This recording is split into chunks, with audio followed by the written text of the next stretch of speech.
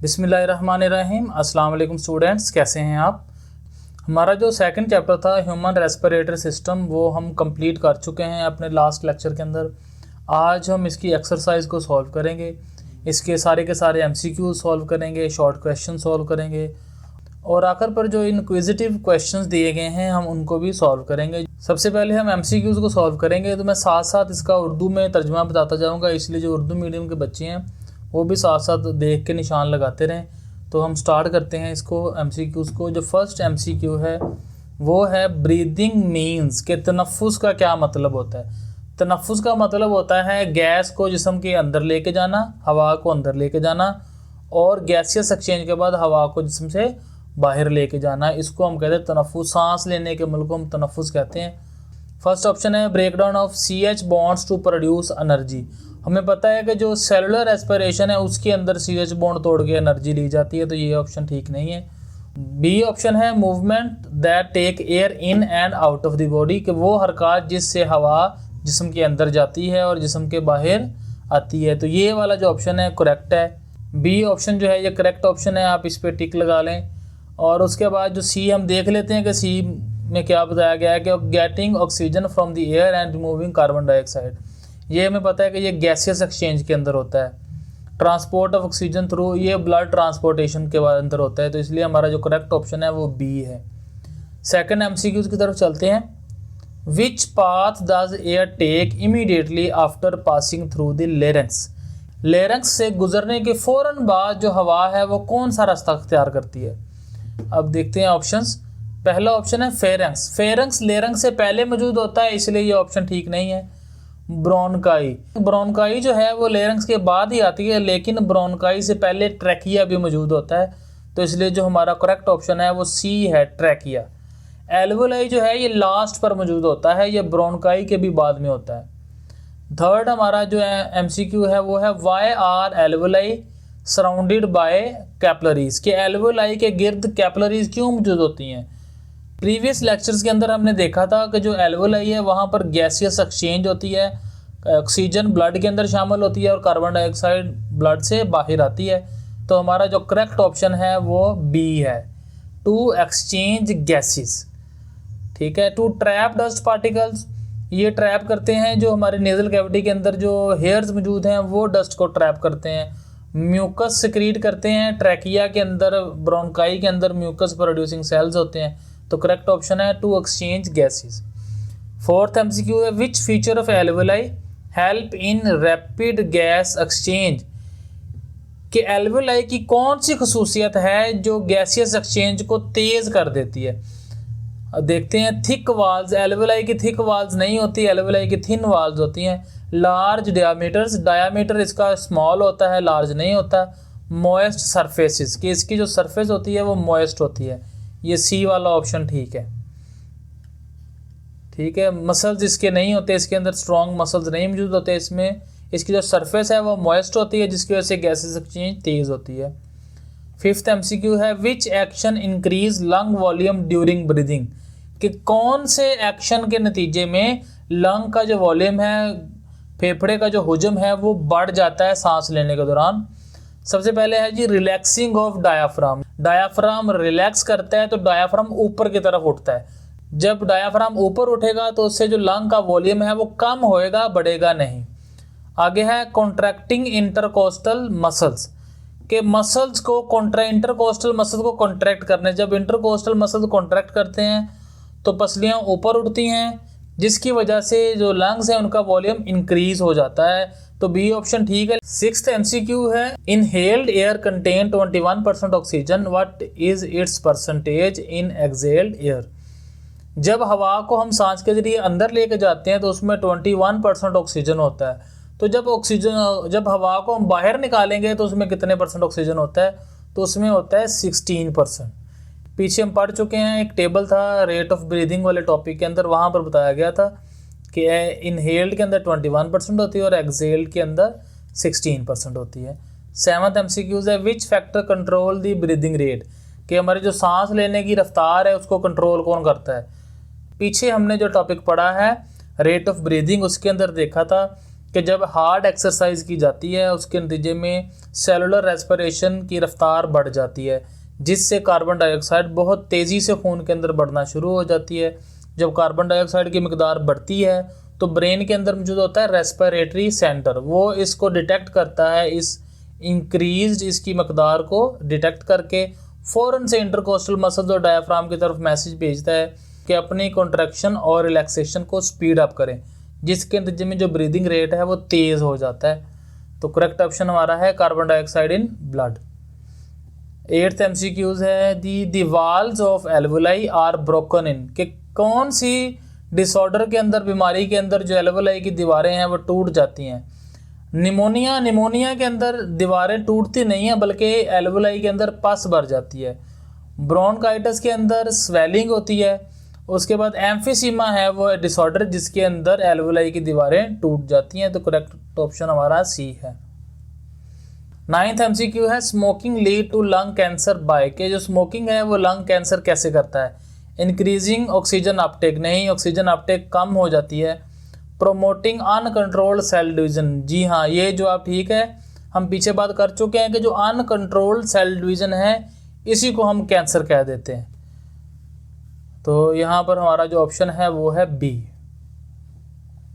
10th MCQ है which chemical in cigarette smoke directly leads to addiction, के cigarette के धुएं के अंदर ऐसा कौन सा केमिकल है जो बंदे को अपना आदी बना लेता है। तो वो केमिकल है निकोटीन। निकोटीन सही ऑप्शन है। टार और फॉर्मेल्डिहाइड की वजह से कैंसर हो सकता है। कार्बन मोनोऑक्साइड साइलेंट किलर होती है।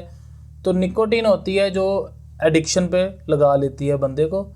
इसके बाद हमारे शॉर्ट क्वेश्चंस आ गए हैं। तो यहाँ पर 9 शॉर्ट क्वेश्चंस है, हम सबको बारी बारी देख लेते हैं। जो फर्स्ट क्वेश्चन है differentiate between gases exchange and breathing, गैसों के तबादले और तनफ्फुस के दरमियान क्या फ़र्क है या इसके दरमियान फ़र्क वाजे करना है। तो हम चलते हैं पेज नंबर 13 के ऊपर। तो ये जो ग्रीन कलर के अंदर हाईलाइटेड पोर्शन है ये इसका आंसर है। Gaseous exchange the process in which oxygen present in the inhaled air moves into blood and carbon dioxide from the blood moves into the air to be exhaled. ये gases exchange की definition और नीचे breathing की definition. Breathing से लेके ये second line के अंदर carbon dioxide in it.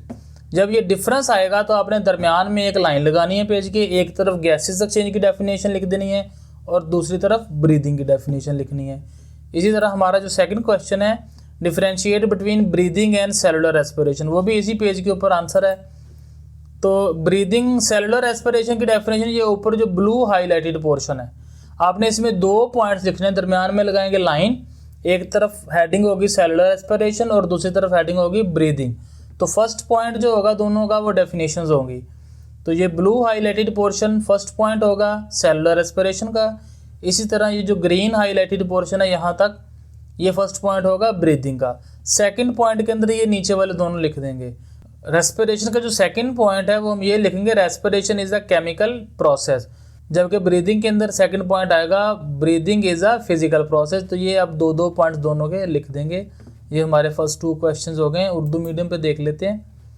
Urdu medium में जो फर्स्ट क्वेश्चन है उसके अंदर है जी गैसों का तबादला और तनफ्फुस में क्या फ़र्क है। तो हमने क्या करना है, लाइन लगानी है, एक तरफ गैसों का तबादला जो यहाँ से शुरू होगा, गैसों का तबादला वो अमल है से लेकर ये जितना भी येलो पोर्शन हाईलाइटेड है वहाँ तक हवा में चली जाती है तक, ये गैसेस एक्सचेंज की डेफिनेशन होगी। और उसके बाद ये जो ग्रीन वाला पोर्शन है ये तनफ्फुस की डेफिनेशन होगी, तनफ्फुस से लेकर खारिज करने के लिए किया जाता है तक। ठीक है, जो सेकंड क्वेश्चन है उसके अंदर सेलुलर रेस्पिरेशन और तनफ्फुस में फ़र्क है। तो ये जो ब्लू वाला पोर्शन है ये सेलुलर रेस्पिरेशन की डेफिनेशन हो जाएगी और नीचे वाला तनफ्फुस। तो फर्स्ट पॉइंट इसका ये आप लिखेंगे ऊपर वाला और इसका first point definition, second point दोनों का ये लिखे हुए हैं नीचे। ये ब्लू वाला पोर्शन सेकंड ऑप्शन होगा रेस्पिरेशन का और नीचे वाला ग्रीन पोर्शन होगा तनफ्फुस का सेकंड पॉइंट। तो अब हम चलते हैं हमारा तीसरे क्वेश्चन की तरफ। What is the function of cartilage present in the wall of trachea and bronchi, कि ट्रैकिया और ब्रोंकाई की दीवार के अंदर जो कार्टिलेज मौजूद है उसका फंक्शन क्या है। ये हमने देखा था कि जो कार्टिलेज मौजूद होती है ट्रैकिया और ब्रोंकाई के अंदर, ये इन नालियों को कोलैप्स करने से, बंद होने से, पिचकने से बचाती हैं जब इसके अंदर हवा मौजूद नहीं होती। तो इसका आंसर होगा पेज नंबर 15 के ऊपर। तो पेज 15 पे अगर हम आ जाएं तो ये ट्रैकिया और ब्रोंकाई के अंदर लास्ट 2 लाइंस इसका आंसर है। Cartilages prevent trachea and bronchi from collapsing even when there is no air in them, कि कार्टिलेज ट्रैकिया और ब्रोंकाई को पिचकने नहीं देती, दबने नहीं देती जब इनके अंदर हवा मौजूद नहीं होती। इसी तरह उर्दू मीडियम बुक्स के ऊपर हम देख लेते हैं, पेज नंबर है हमारा 15 ही है इस पे भी। ये जो ब्लू पोर्शन है कि कार्टिलेज ट्रैकिया और ब्रोंकाई को सिकुड़ जाने से बचाती हैं हत्ता कि इनके अंदर हवा मौजूद ना भी हो। 4th क्वेश्चन की तरफ चलते हैं। What is the average breathing rate in human at rest and during exercise, के आराम की हालत में और एक्सरसाइज की हालत में, वर्जिश की हालत में जो ह्यूमन ब्रीदिंग रेट है वो कितना होता है। पेज नंबर 17 पे जाएंगे हम। ये हाईलाइटेड पोर्शन हम लिखेंगे, human breathe 16 to 20 times per minute in normal conditions, in other words at rest, during exercise और hard job the breathing rate increase up to 30 to 40 times per minute. इसी तरह हम उर्दू मीडियम पे चलते हैं। हाँ जी, ये जो हाईलाइटेड पोर्शन है ब्लू कलर के अंदर, ये इसका आंसर होगा। इंसान में नॉर्मल हालात यानी आराम के वक्त सांस लेने की रफ्तार 16 से 20 मरतबा फ़ी मिनट, मुशक्क़त या सख्त काम के दौरान तनफ़ुस की रफ्तार 30 से 40 मरतबा फ़ी मिनट तक बढ़ जाती है। 5वां क्वेश्चन हम देख लेते हैं। How does the structure of alveoli maximise gas exchange, के जो गैसों का तबादला है वो एल्वोलाई के अंदर तेज़ हो जाता है, ज़्यादा से ज़्यादा होता है, इसकी वजह क्या है। तो ये जो क्वेश्चन है ये मैंने अलग से लिखा हुआ है, आप वहाँ से देखते हैं इसको। तो पहले हम इंग्लिश में देखते हैं। Alveoli maximise gas exchange because there millions of tiny grape like alveoli create a massive surface area, कि वो छोटे छोटे जो अंगूर की दानों की तरह थैलियाँ होती हैं एल्वोलाई, उसकी वजह से जो सरफेस एरिया है वो बढ़ जाता है। While their ultra thin moist walls let oxygen and carbon dioxide pass to the blood instantly, अब इनकी जो दीवारें हैं वो बारीक होते हैं, उनमें से ऑक्सीजन और कार्बन डाइऑक्साइड का गुजरना आसान होता है, तो इसलिए जो गैसों का तबादला है वो यहाँ पर मैक्सिमाइज हो जाता है। इसी तरह उर्दू वाले भी देख लें, एल्वोलाई गैसों के तबादले को ज़्यादा से ज़्यादा बनाते हैं क्योंकि इनके लाखों छोटी अंगूर जैसी शक्लें एक बहुत बड़े सतह रकबे बनाती हैं, जबकि इनकी इंतहाई बारीक और नमदार दीवारें ऑक्सीजन और कार्बन डाइऑक्साइड को फौरी तौर पर खून में गुजरने देती हैं। 6वां सवाल है, list the symptoms causes and treatment of bronchitis, के ब्रोंकाइटिस के सिम्टम्स, कॉजेज और ट्रीटमेंट्स बतानी है। पेज नंबर 18 पे आते हैं। अच्छा, ये पेज नंबर 18 के ऊपर ये कॉजेज से लेके एंड तक ट्रीटमेंट, ये सारा क्वेश्चन नंबर 6 होगा। इसी तरह आगे ये इसी पेज के ऊपर क्वेश्चन नंबर 7 का भी आंसर है, causes symptoms and treatment of emphysema. ये जो हाईलाइटेड पोर्शन है ये क्वेश्चन नंबर 7 का आंसर है। उर्दू मीडियम बुक्स पे देखते हैं।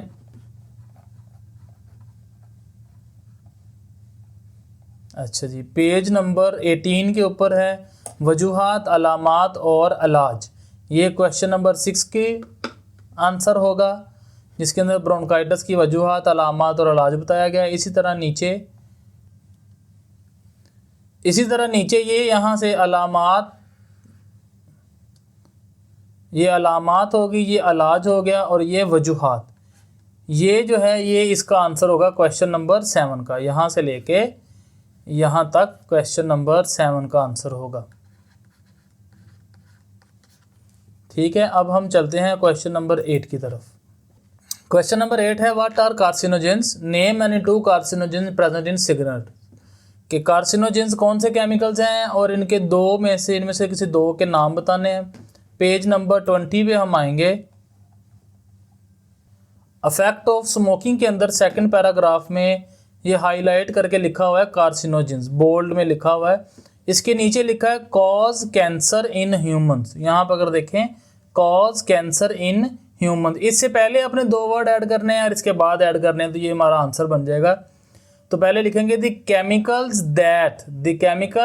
That cause cancer in humans are called carcinogens. तो ये डेफिनेशन क्या बनेगी, दोबारा देखते हैं। द केमिकल्स दैट, ये आपने खुद लिखने हैं तीनों words, cause cancer in humans are called carcinogens. नीचे 2 केमिकल्स के नाम भी हैं, for example tar and benzene. ये हमारा क्वेश्चन नंबर 8 हो गया है। इसी तरह हम उर्दू मीडियम पे देखते हैं, हम आएंगे जी स्मोकिंग के असरात। यहाँ पर अगर देखें तो ये लिखा है कार्सिनोजेंस, ठीक है। इसके नीचे लिखा है इंसान में कैंसर करने वाले केमिकल्स, आगे आप लिख लेंगे को कार्सिनोजेंस कहते हैं, कि ब्रैकेट के अंदर जो लिखा है इंसान में कैंसर करने वाले केमिकल्स, इंसान में कैंसर करने वाले केमिकल्स आगे आप लिखेंगे को कार्सिनोजेंस कहते हैं, मसलन टार और बेंजीन। ये हमारा क्वेश्चन नंबर 8 बन जाएगा,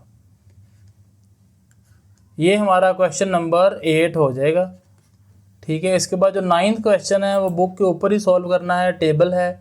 इसमें हमने बताना है कि जब हवा को हम अंदर लेके जाते हैं उसमें केमिकल्स की परसेंटेज कितनी है, जब बाहर लेके आते हैं तो कितनी है।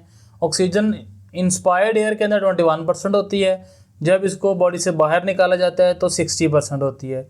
इसी तरह कार्बन डाइऑक्साइड जब हम हवा अंदर लेके जाते हैं तो 0.04% होती है, लेकिन जब हवा बाहर लेके आते हैं तो 4% हो जाती है।